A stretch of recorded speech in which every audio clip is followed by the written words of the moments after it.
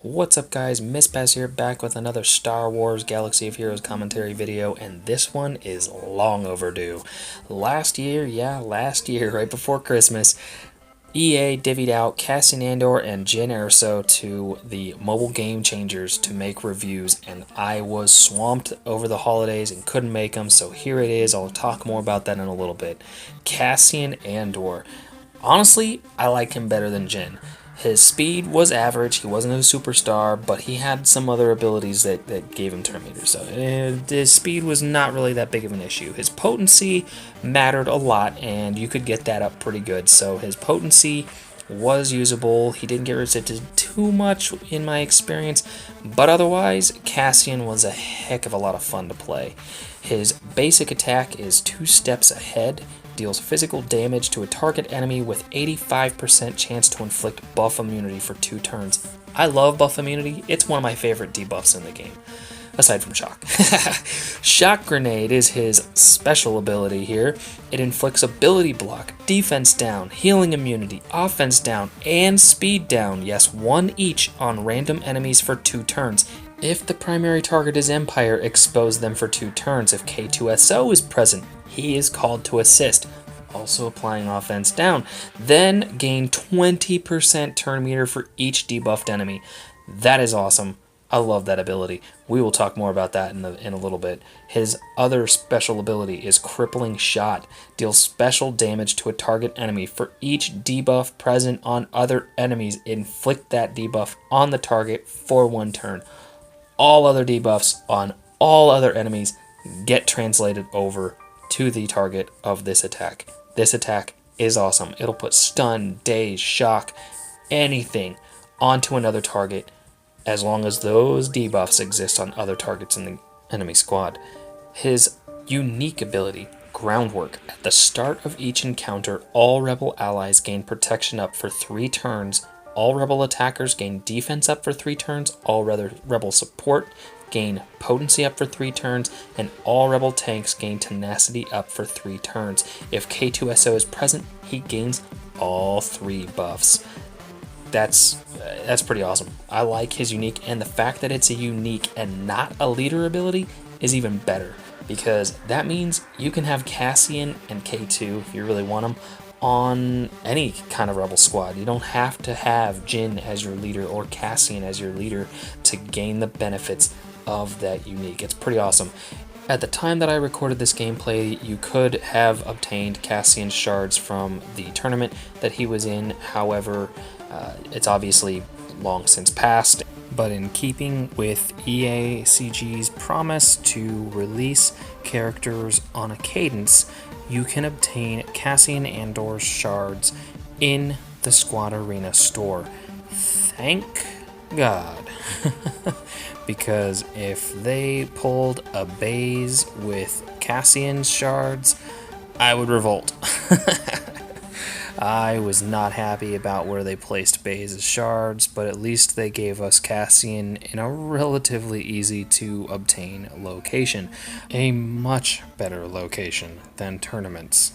I hated tournaments. I couldn't stand them, so unfortunately I didn't unlock Cassian for myself, but I did enjoy having him at 7 stars maxed out to play around with and get you guys this gameplay. So I apologize for not getting this out sooner. I really would have liked to, but like I said, I was absolutely swamped this last holiday season, and I just wasn't able to get a whole lot of videos out as much as I would have loved to.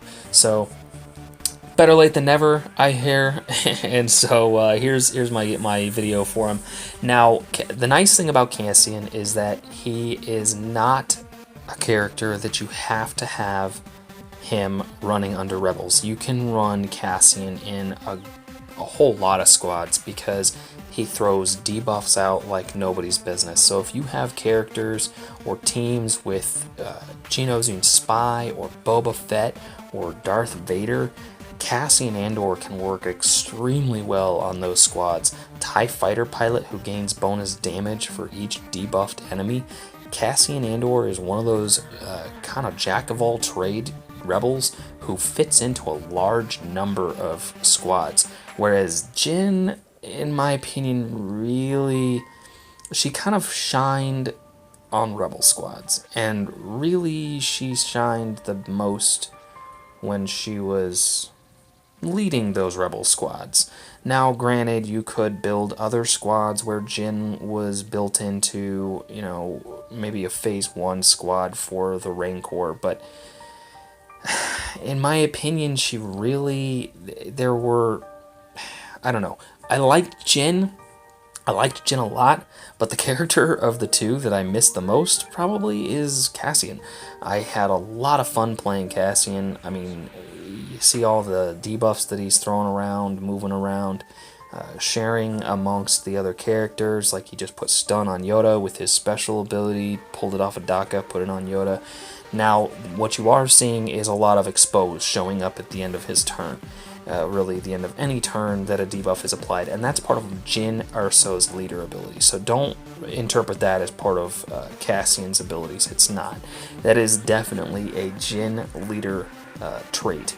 Now, here is some gameplay that I recorded with Cassian Andor thrown onto a squad with Emperor Palpatine, Vader, TIE Fighter Pilot, and Boba Fett. 3 of the characters that I mentioned just a minute ago where he does shine a whole lot under those characters. So you see, he still gains that potency because he's support when he starts every encounter. So that's part of his unique. He doesn't need to have a rebel leader. He doesn't even have to have another rebel on the squad to gain that bonus. So that's one of the nice things about Cassian's unique. Like I mentioned, he doesn't have to lead the squad to gain that potency up.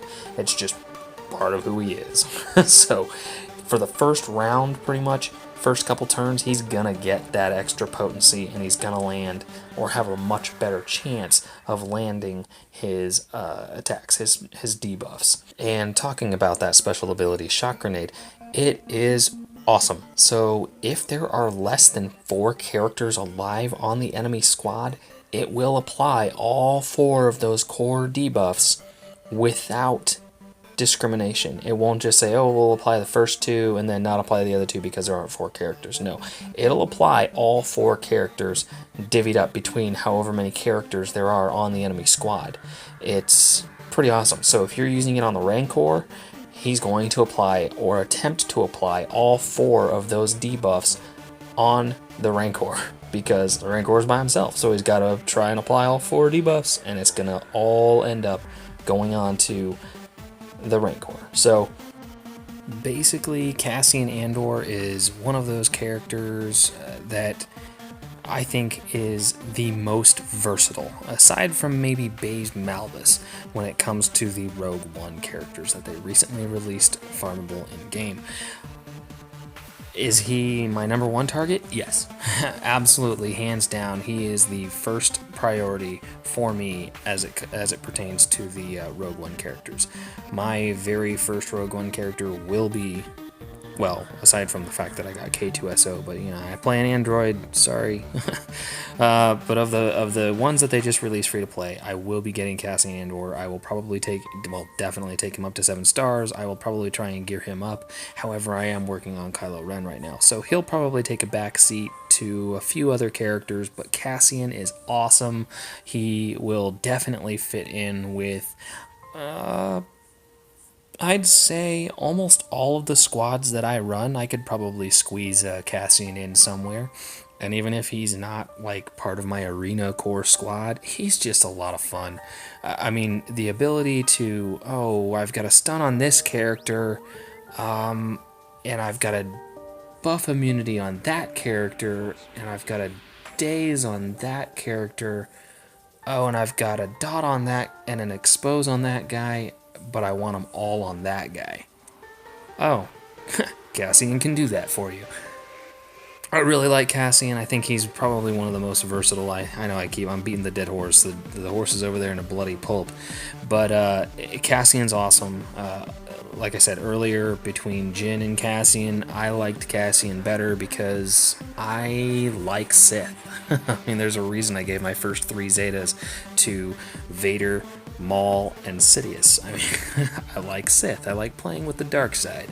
And Cassian fits in with the dark side, obviously, as you can see from this gameplay.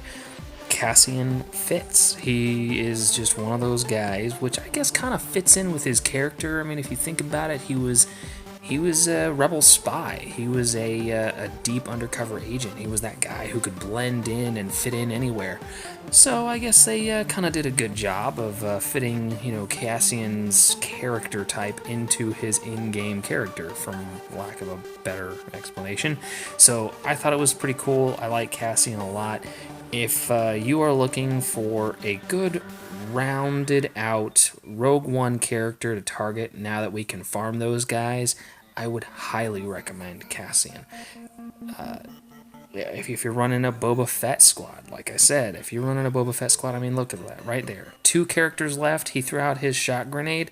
Look at all the debuffs that are stacked up right now. He's just a lot of fun, guys. So I would highly recommend Cassian Andor. Plus, Squad Arena is probably next to Galactic War on the easiest place to farm a character.